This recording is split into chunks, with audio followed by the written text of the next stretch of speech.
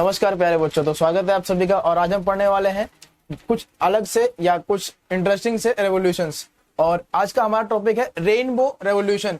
और इस rainbow revolution में हम अलग अलग रेवोल्यूशंस के बारे में पढ़ेंगे, जिसमें सबसे पहला है हमारा ग्रीन रेवोल्यूशन, जिसका जो एरिया था मेनली एग्रीकल्चर, फूड और वीट से था।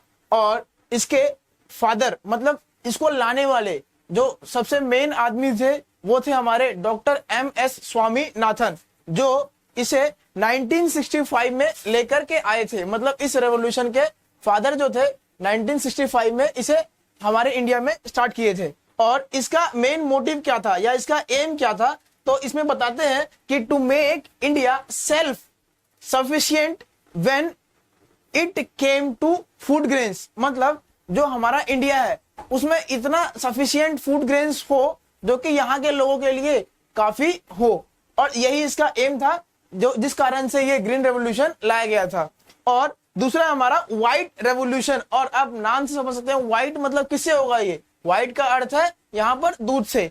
और इसका मेन मोटिव जो था या एरिया जो था वो था मिल्क और डेयरी प्रोडक्ट्स को। मतलब हमारे इंडिया में दूध और डेयरी प्रोडक्ट्स के प्रोडक्शन को बढ़ाना ही इसका मेन मोटिव था। और इसे लाने वाले जो डॉक्टर थे वो थे डॉक्टर वर्गीस कुरियन, जो इन्हें 1970 में लेकर के आए थे। और यहाँ ये बताते हैं कि it was a rural development programme initiated by NDDB national dairy development board of India. मतलब यह एक रूरल एरिया के डेवलपमेंट का प्रोग्राम था, जिसके अंतर्गत इस दूध और दूध से बने चीजों के प्रोडक्ट्स को बढ़ाने के लिए काम किया गया था। उसके बाद है हमारा ब्लू। अब देखिए ब्लू से आप जान सकते हैं कि ब्लू किससे रिलेटेड होता है, वाटर से। और इस रेवोल्यूशन के अंदर भी वही सब है। अब इसमें आप देखेंगे कि ब्लू रेवोल्यूशन का जो एरिया था वो था आपका फिश एंड एक्वा।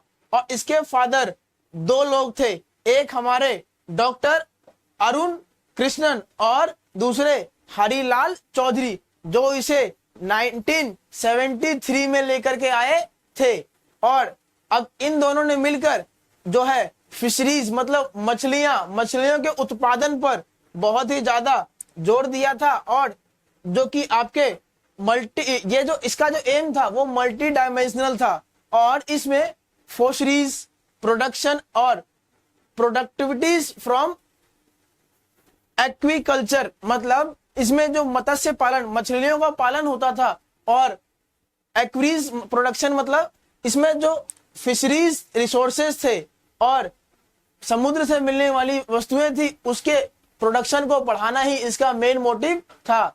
और तभी इस आपके रेवोल्यूशन का नाम ब्लू रेवोल्यूशन रखा गया था। फिर आता है आपका ब्राउन रेवोल्यूशन, जिसका एरिया था लेदर, कोको एंड स्पाइसेस। मतलब इसके अंतर्गत 3 एरिया पर काफी ध्यान दिया गया था, जिसमें लेदर, कोको और स्पाइसेस था। और इसके फादर थे हीरालाल चौधरी, जो इस रेवोल्यूशन को 1960 में स्टार्ट किए थे। और इसका जो एम था वो था ब्राउन रेवोल्यूशन के अंतर्गत इन्वायरमेंटल फ्रेंडली कॉफी का प्रोडक्शन करना और उसके प्रोडक्शन को बढ़ाना। क्योंकि कॉफी एक पेय पदार्थ है, एक ऐसा सब्सटेंस है जिसका हम एक्सपोर्ट करते हैं और अपने डेली लाइफ में पीने के लिए इस्तेमाल करते हैं। और यह मुख्यतः विशाखापट्टनम में उगाई जाती है। मतलब इसका मेन प्रोडक्शन एरिया जो है वो है आपका विशाखापट्टनम। और इस ब्राउन रेवोल्यूशन का जो है मेन मोटिव भी यही था कि कॉफी के इको फ्रेंडली कॉफी को बढ़ाना, उनके प्रोडक्शन को बढ़ाना। फिर आपका था रेड रेवोल्यूशन। देखिए रेड कलर के क्या होते हैं आपके टमाटोज, तो इसमें जो है टमाटोज के प्रोडक्शन को बढ़ाना ही इनका मेन मोटिव था। और इसका एरिया जो टमाटो था, और इसके फादर थे मतलब इस रेवोल्यूशन को लाने वाले जो मेन आदमी थे वो थे विकास तिवारी, जो कि 1980 में इसे लेकर आए थे। और इसका जो मेन एम था वो था जो भी टमाटोज हैं और टमाटोज के अलावा एग्रीकल्चर में जो एरियाज हैं उसके प्रोडक्शन को बढ़ाना, टमाटोज और मीट के प्रोडक्शन को बढ़ाना ही इसके अंतर्गत लिया गया था। और फिर ये जो फार्मिंग है मतलब this major boost the farming and poultry sector took place in the 1980s। मतलब इस रेवोल्यूशन के बाद जो है आपके टमाटोज और पोल्ट्री फार्मिंग में काफी अच्छा इंक्रीज आया था। उसके बाद है पिंक, और पिंक रेवोल्यूशन के अंतर्गत प्यारे बच्चों इसमें जो एरिया था, मतलब जिसके अंतर्गत ये रेवोल्यूशन हुआ था, और इस रेवोल्यूशन से जो स्टार्ट हुआ था वो था मीट और प्रॉन्स तथा अनियंस का प्रोडक्शन इंक्रीज। और इसके फादर थे दुर्गेश पटेल, जो इसे 1970s में लेकर आए थे, मतलब इस रेवोल्यूशन को स्टार्ट किया था। और इस रेवोल्यूशन के अंतर्गत आप जानेंगे कि डॉक्टर दुर्गेश पटेल ने मॉडर्नाइज तरीके से मीट के प्रोडक्शन को, पोल्ट्री को और जो है अनियंस के प्रोडक्शंस को काफी ज्यादा इंक्रीज करवाने में या करने में योगदान दिया था। देन उसके बाद है गोल्डन रेवोल्यूशंस, और गोल्डन रेवोल्यूशंस में जो है मेनली आपका फ्रूट्स, हनी एंड ऑनियंस के प्रोडक्शन को इंक्रीज करने के लिए काम किया गया था। और इसको लाने वाले, मतलब इसके जो फादर थे वो थे हमारे निरपाख तुताज, जो इसे 1991 से लेकर 2003 तक, मतलब 2003 तक लेकर आए थे। इस रेवोल्यूशन को चलाया गया था 1991 से, जो कि 2003 तक चला था। और इसका जो एम था, मतलब इसके अंतर्गत जो रिलेटेड प्रोडक्शन थे वो हनी को और हॉर्टिकल्चर को इंक्रीज करना था। क्योंकि देखिए हनी किससे इंक्रीज बनता है, वो बनता है बीज बनाती है उनको, और वो फूलों के अपने जो जूस होते हैं उसको इकट्ठा करके बनाती है। तो अगर हॉर्टिकल्चर में इंक्रीज होगा, यानी कि हॉर्टिकल्चर में जो फूलें होती हैं, अगर हम गार्डनिंग को इंक्रीज करेंगे तो हनी भी इंक्रीज होती है। तो ये दोनों इंटर रिलेटेड थे, और इसके अंतर्गत हॉर्टिकल्चर का भी इंक्रीज हुआ था। और उसके बाद है ग्रे। अब ग्रे जो रेवोल्यूशन था उसमें फर्टिलाइजर को इंक्रीज करना और फर्टिलाइजर के प्रोडक्शन को बढ़ाना ही इनका मेन मोटिव था। और इसके जो फादर थे वो थे हमारे MS स्वामीनाथन, और जो कि एक हमारे बाहर के भी आदमी थे जो अमेरिका के थे, वो थे हमारे नॉर्मन बोरलुआंग और इंडियन डॉक्टर MS स्वामीनाथन। इन दोनों के योगदान से यह ग्रे रेवोल्यूशन हुआ था, और ये जो है 1960s to 1970s तक हुआ था। मतलब इसका जो मोटिव था आपका वो था जितने भी फर्टिलाइजर्स जो हम अपने क्रॉप प्रोडक्शन में यूज करते हैं उसको या उसके प्रोडक्शन को बढ़ाया जाए, ताकि हमारे क्रॉप प्रोडक्शन में और फार्मिंग में हेल्पफुल हो, और हमारा सारा का सारा प्रोडक्ट जो हम नेचुरली बनाते हैं उसके प्रोडक्शन में इंक्रीज आए।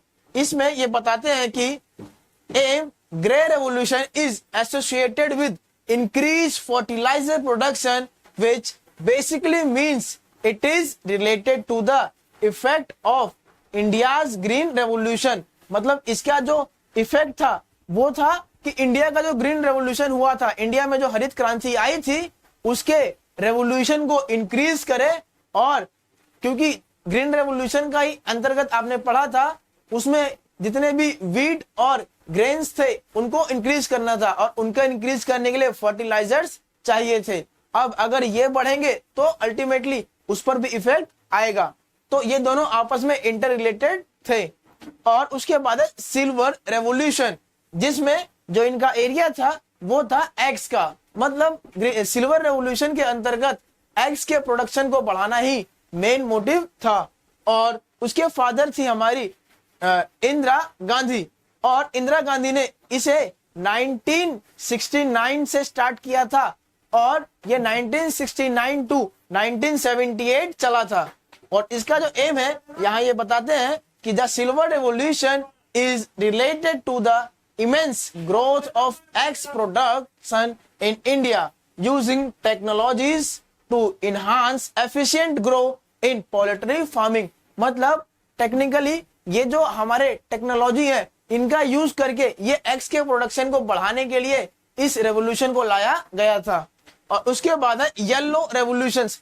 अब प्यारे बच्चों यहाँ आप कलर समझ सकते हैं कि येलो रेवोल्यूशन किससे रिलेटेड हो सकता है। तो यहाँ ये बताते हैं कि इसका जो एरिया था वो था ऑयल सीड्स का, यानी कि मस्टर्ड ऑयल्स जो हम यूज करते हैं अपने डेली लाइफ में, इसके सीड्स के प्रोडक्शन को बढ़ाने के लिए ही यह येलो रेवोल्यूशन लाया गया था। और इसके जो फादर थे ये थी हमारी संपित्रोडा, और ये जो संपित्रोडा थे ये इसे 1986 से 1990s में लाए थे। और इसका जो मेन मोटिव था वो हमारे एडिबल जो मस्टर्ड ऑयल है और मस्टर्ड सीड्स है उनको प्रोडक्शन को बढ़ाना था, क्योंकि अगर सीड्स बढ़ेंगी तो ऑयल भी बढ़ेगा, जो कि हमारे लिए एक अच्छा मतलब एक यूज होने वाला डेली लाइफ में एक प्रोडक्ट है। और उसके बाद था राउंड रेवोल्यूशन। अब आप सभी जानते हैं कि राउंड राउंड क्या होता है, हमारे पोटैटोज।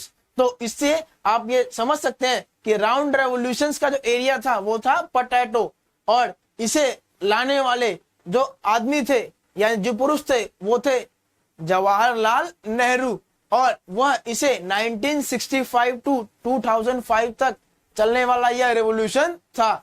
और इस रेवोल्यूशन का जो एम था वो था अडॉप्टिंग गवर्नमेंट, इसे गवर्नमेंट ऑफ इंडिया ने पोटैटोज के प्रोडक्शन को इंक्रीज करने के लिए लाए थे, ताकि हमारा जो पोटैटो है उसकी जो प्रोडक्टिविटी है वो काफी ज्यादा बढ़ जाए, तकरीबन 2 to 3 टाइम्स, और वो हमारे यूज में आने के लिए सफिशिएंट हो।